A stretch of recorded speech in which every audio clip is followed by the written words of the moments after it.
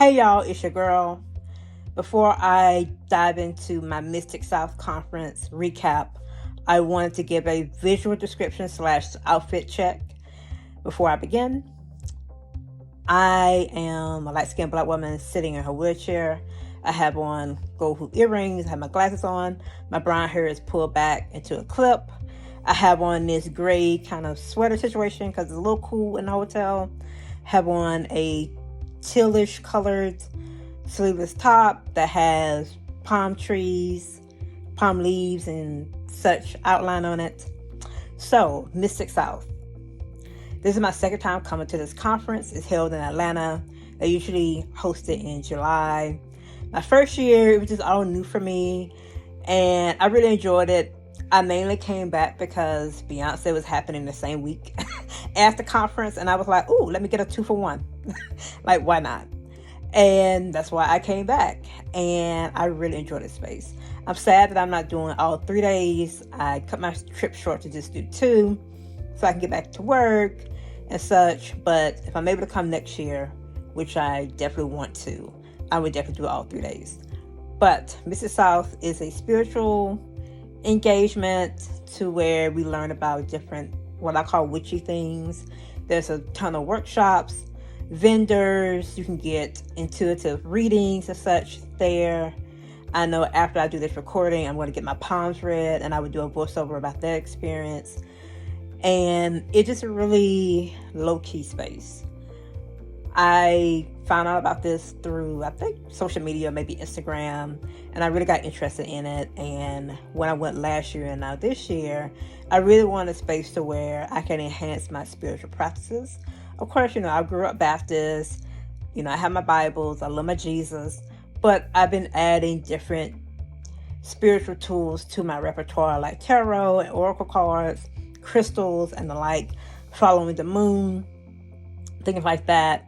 And this conference really allows you to build on your skills that you have and your interests in your different practices. So that's what I do here. Like for this conference, I went to 5 workshops, such as learning palmistry, which is basically reading your palms. And I'm actually, like I said, I'm going to have my reading in a little bit here. I went to Buddhist magic workshop about Oshun, and then one that really sparked my creativity is creating your own either tarot or oracle deck.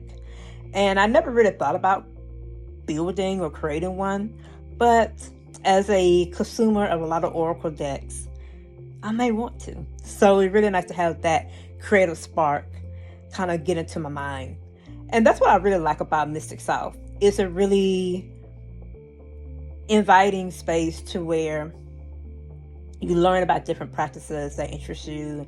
There's a lot of disabled workshops. There are a lot of queer workshops that they offer, which is very nice. This is very disabled and queer-friendly space, at least from my perspective.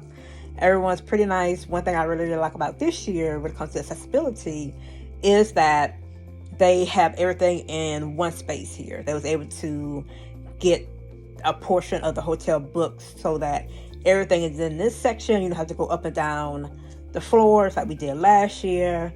And that really made the experience better because the workshop is in one space. Then you have like a room where you get your readings or just kind of hang out with your friends. Then you have a spot for the vendors so you can spend your money and get cool things. And I'm really glad that they had that set up. And I hope that's a setup that can keep moving forward. So that made it, for me, a wheelchair user, very friendly to be able to navigate with ease and less stress. And speaking of disability, there are disabled people here, whether wheelchair users, they use different canes or the scooters. So people are very accommodating. Like you need to get in a session.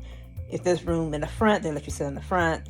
So people are very mindful and thoughtful, at least from my experience, that has been here. And so I want to show my badge because this is what you get at Mystic South. It's a very low-key conference and not a lot of merch that you get. But, I don't really need that. And honestly, when you go to conferences, you're not going to use all that stuff anyway. So I really like that it's really low-key. The only things I get to take home are any things that a presenter may share with you, like handouts or the little trinkets they want to have, or when you do your shopping with the vendors.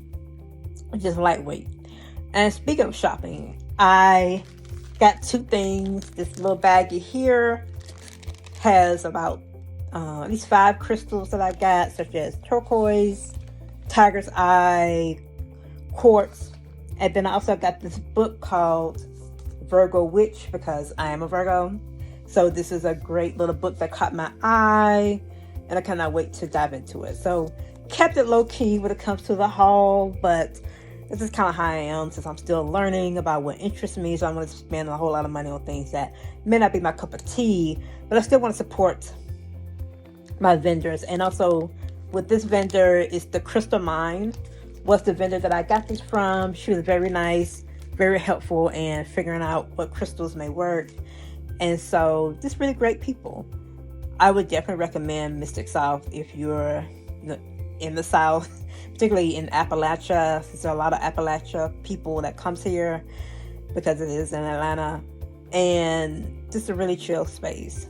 Definitely looking to come back here next year if my schedule allows. We'll definitely do all 3 days instead of 2, but it's a good time. And I really like being in spaces to where I don't have to work, I don't have to be on, nobody knows who I am, besides just being very friendly. And that's what I really need. And it's a really great escape. It's going to be my summer break trip moving forward. And I'm just excited about it. So I wanted to give this mini review / recap of Mystic South. Great time. If you are able to go to it, definitely consider it. Particularly if you're witchy or just want to be in an atmosphere to where people are more open-minded, you can kind of be yourself, and there's no really pressure to do anything. You go to whatever workshop you want to go to. I really like that they have this app called Sched, which is like schedule, and they have the descriptions. You get to pick what sessions you want. It makes an agenda for you in the app, so you keep track of things, and it sends you email reminder each day as to what you sign up for. So it's a great way to track what sessions you want to do for that day. Things start around 9 o'clock in the morning and usually end around 5:30, and they do have other activities as well. So very low key. You go to what you want to go to, and whatever you don't want to go to, you don't. So that's my recap. Hopefully I'll be able to do another recap for 2026.